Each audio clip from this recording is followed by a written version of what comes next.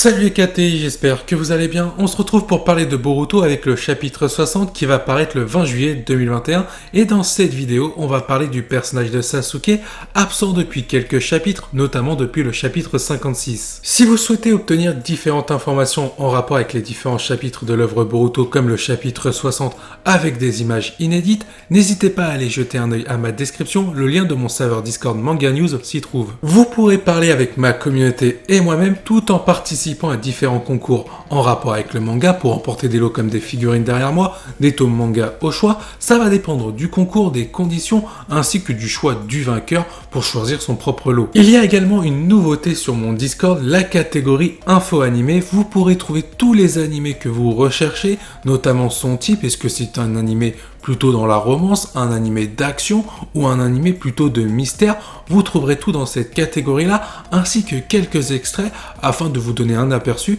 et si vous souhaitez aller le regarder. En plus, il y a les différents sites qui vous seront proposés afin de pouvoir vous y rendre et trouver votre animé. Nous allons désormais passer au sujet principal de cette vidéo qui concerne Sasuke. Si vous aimez mes propos et mes théories, n'hésitez pas à laisser un petit like, de vous abonner si vous êtes nouveau et surtout un petit commentaire afin de donner votre avis. Ça ne coûte rien et ça me fera extrêmement plaisir. Sasuke est absent depuis le chapitre 56. Souvenez-vous, lors du chapitre 54 à la toute fin, il avait perdu son Rinnegan après que Boruto, pris par le contrôle de Momoshiki sur son corps et son esprit, avait planté un kunai dans l'œil de Sasuke où se trouvait le Rinnegan. Dans le chapitre 55, on avait pu assister notamment au combat entre Burushiki versus Kawaki et Sasuke, et ensuite voir Naruto mode Baryon en train de s'évanouir, ou plutôt Naruto avec Kurama. Mais par la suite, on n'a pas eu de résultat, ou plutôt de réponse, concernant le sort de Sasuke avec son Rinnegan, car depuis le chapitre 56, il est aux abonnés absents, il n'est ni mentionné, à part avec une conversation avec Amado,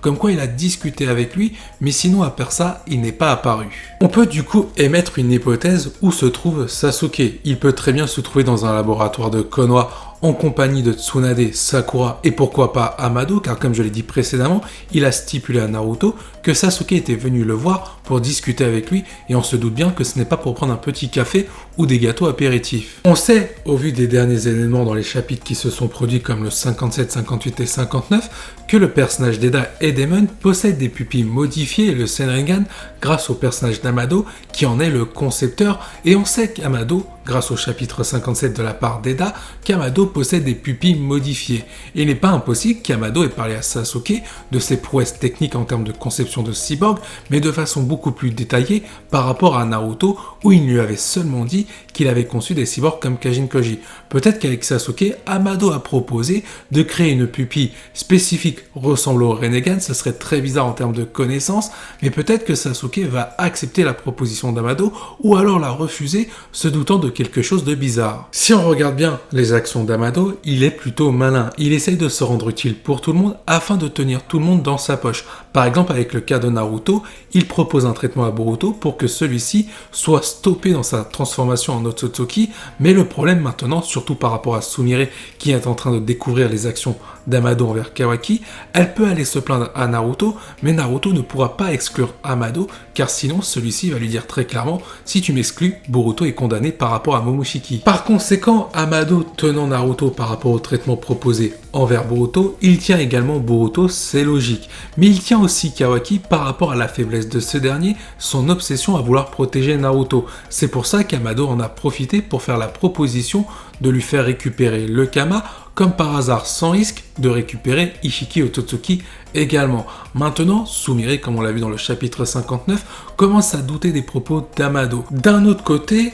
Amado a eu une discussion avec Sasuke, certainement en rapport avec le Rinnegan, car pour l'instant la faiblesse de Sasuke c'est d'avoir perdu son Rinnegan, il n'est plus du tout au haut niveau. Mais Amado, vu qu'il est très malin et par rapport à ce qu'il a fait à Naruto, et notamment ce qu'il est en train de faire avec Kawaki, pourrait également essayer de faire une sorte de chantage d'hameçon envers Sasuke pour que Sasuke soit dépendant à Amado. Cela pourrait être un avantage pour le monde shinobi, car Sasuke va se rendre compte du poteau rose et il n'aura pas peur d'achever Amado à la différence de Naruto, ou alors Sasuke va également tomber dans le panneau et ça pourrait être la fin du monde Shinobi. De façon indirecte, l'absence de Sasuke va peser sur pas mal de situations, notamment le développement d'Amado. Est-ce qu'il sera un personnage plutôt protagoniste ou antagoniste envers le village de Konoha? Peut-être que l'absence de Sasuke est réellement due à Amado et que quand Sasuke va être de retour, on aura la preuve qu'Amado est un traître ou qu'il est plutôt un bon fidèle du village de Konoha et qu'il est prêt à les aider. Il n'est pas impossible que Sasuke soit également en compagnie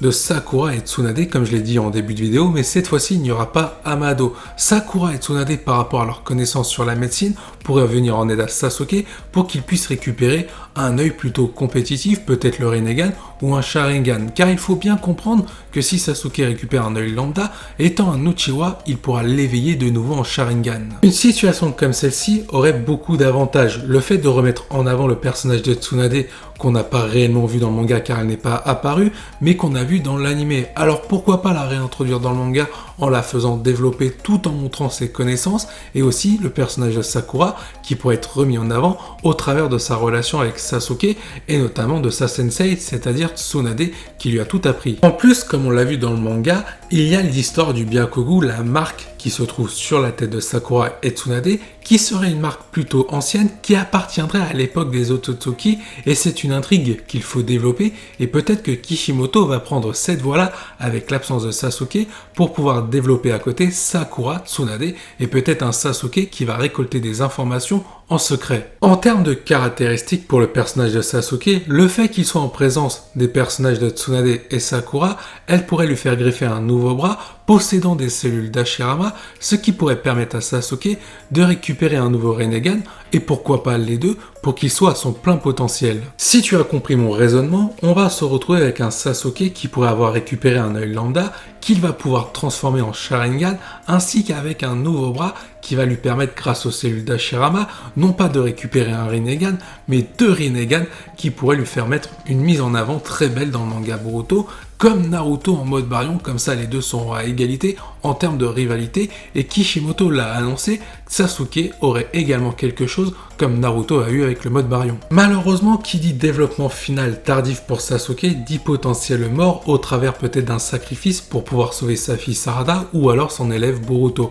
C'est ce qu'on verra dans la suite de cette vidéo en toute fin. Il y a une théorie plutôt intéressante et même plutôt savoureuse, le fait que Sasuke soit allé retrouver son ancien sensei Orochimaru dans son laboratoire, car il est vrai que ces deux personnages-là ont un lien très particulier, et depuis la fin de la 4ème Grande Guerre Ninja, on n'a pas vraiment vu cette évolution en termes de développement sur la relation entre Orochimaru et Sasuke. On sait qu'il s'est passé quelques trucs entre Naruto Shippuden et Boruto, et même pendant le manga Boruto, mais on n'en sait pas plus que ça. S'il y en a bien un qui a des connaissances très importantes sur le côté scientifique du monde Shinobi, c'est Orochimaru, et c'est même un avantage par rapport à Amado qui a des connaissances plutôt sur le côté technologie. Si Orochimaru reste jusqu'au bout du côté du village de Konoha, pour le coup, Sasuke pourrait profiter de ses connaissances afin peut-être de récupérer des cellules de Shinobi de légende, pourquoi pas Hashirama comme je l'ai dit précédemment pour le cas avec Tsunade Sakura, mais vu que c'est Orochimaru, tout est permis,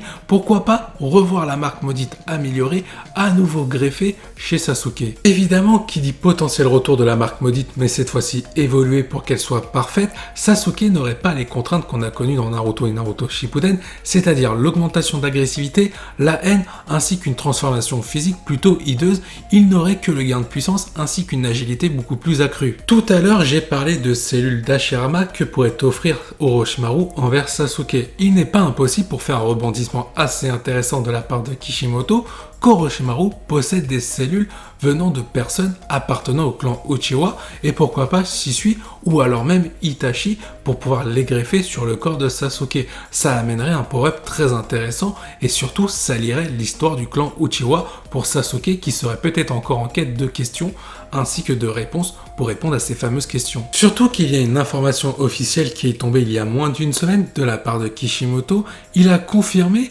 qu'on parlerait bientôt dans le manga Boruto d'Itachi Uchiwa et que ça aurait un rapport avec Sasuke et Sarada, et donc pour le coup du clan Uchiwa ainsi que de son histoire. Pour faire une transition parfaite, on va se concentrer sur l'histoire du clan Uchiwa, et il n'est pas impossible que Sasuke, entre Naruto Shippuden et Boruto, soit parti en quête de connaissances afin d'effectuer sa rédemption parfaite par rapport au clan Uchiwa, mais surtout par rapport au crime qu'il a commis à l'égard du village de Konoha. On pourrait très bien avoir un Sasuke qui va être développé dans la suite du manga Boruto par rapport aux connaissances qu'il aurait appris sur le clan Uchiwa, des artefacts, des techniques, ou surtout un aspect politique pour agrémenter sa vision des shinobi, pour la faire beaucoup plus mûrir pour le manga Boruto, et donc que Sasuke soit un bon sensei pour Boruto et lui montrer ce que c'est les convictions d'un véritable shinobi. Car pour l'instant, on en sait trop peu sur le voyage de Sasuke, ou plutôt de son exil, avec les missions que Konoha lui a confiées entre Naruto Shippuden et Boruto.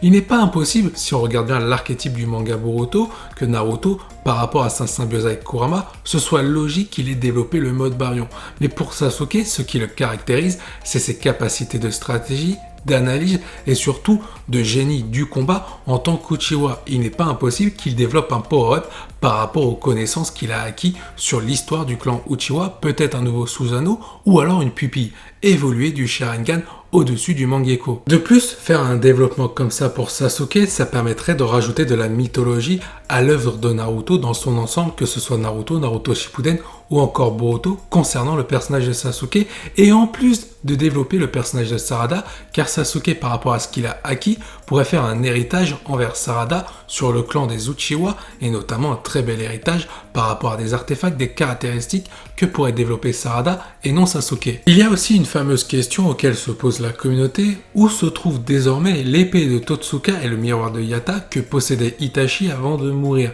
Et selon certaines rumeurs, Kishimoto va faire revenir ces artefacts au sein du clan Uchiwa, et vu qu'on parle plus vraiment de clan mais de deux personnes survivantes, c'est-à-dire Sasuke et Sarada, il n'est pas impossible qu'on ait un aperçu d'un nouveau Susanoo de la part de Sasuke qui sera transmis ensuite à Sarada, qui va y apporter son style. S'il y en a bien une aussi qui cherche des connaissances et savoir qu'est-ce qui s'est passé par rapport à son clan et connaître l'histoire de son père, c'est Sarada, on l'a vu dans l'animé. Et forcément, si Sasuke a répondu à ces questions par rapport aux connaissances qu'il a trouvées durant son périple entre Naruto Shippuden et Boruto, il sera la meilleure personne pour répondre à Sarada afin que celle-ci puisse évoluer et être mise en avant dans le manga Boruto, car pour l'instant, par rapport à ses deux autres compères Mitsuki et Boruto, elle est loin derrière. Si un scénario comme ça se produit, ça permettrait de donner un développement final pour Sasuke de façon très symbolique par rapport à sa relation, donc ce serait un double avantage, la relation avec Sarada pour développer ses liens familiaux de père à fille, et surtout ça permettrait de l'autre côté, comme j'ai pu le dire précédemment, sauf si tu ne l'avais pas compris, de développer Sarada sur plein d'aspects, que ce soit sa puissance, son histoire, sa vision en tant que shinobi, et peut-être renforcer ses ambitions à devenir Hokage. Car Sasuke permet par exemple à Boruto de renforcer ses convictions en tant que shinobi, et il serait intéressant de voir l'effet de Sasuke sur sa propre fille, c'est-à-dire Sarada. Il serait notamment hyper intéressant de marquer le coup sur un point définitif avec Sasuke pour l'évolution de la jeune génération, ainsi que l'héritage proposé de Sasuke envers celle-ci. On aurait peut-être droit à un dernier combat avec Sasuke, équivalent à un Naruto mode Baryon face à Ishiki, mais cette fois-ci Sasuke, par rapport à ses capacités et aux connaissances qu'il a appris, et peut-être au retour de son deuxième bras avec le retour du Rinnegan, ça peut donner quelque chose de très beau. On aurait Sasuke avec un nouveau Susanoo, ou un Susanoo qu'on connaît mais qui serait perfectionné, et peut-être une nouvelle pupille en lien avec le clan Uchiwa qui serait le Sharingan, mais supérieur au Mangekyo, mais inférieur au Rinnegan, afin de rester dans la logique de son adversaire pour que Sasuke n'en fasse pas qu'une bouchée. Maintenant, je vais donner mon avis concernant cette hypothèse-là. Je pense que pour la nouvelle pupille, ce ne sera pas pour Sasuke. Je vois soit un retour du Rinnegan ou une pupille lambda qui va se transformer en Sharingan, mais pas quelque chose de supérieur. La nouvelle pupille sera réservée à Sarada pour qu'elle ait toutes les chances de son côté afin d'être mise en avant, surtout qu'on sait que les personnages féminins pour Kishimoto, c'est son point faible, alors il faut qu'il se garde des côtés positifs, sinon il va se rater. Pour Sasuke, je pense que ce sera un Susanoo beaucoup plus fort qu'auparavant, peut-être assimilé à son corps, afin de le léguer ensuite à Sarada pour qu'il y ait vraiment cette relation symbolique en termes d'héritage. Pour ceux qui suivent l'anime, vous avez très sans doute entendu, lors du combat Naruto Sasuke vs Jigen, Jigen a annoncé les défauts du Susanoo de Sasuke, notamment sa vitesse et sa défense. Mais pour la caractéristique défensive, c'est un peu normal, Jigen était beaucoup trop fort et le Susanoo de Sasuke ne faisait pas le poids. Mais il n'est pas impossible que Sasuke commençait à comprendre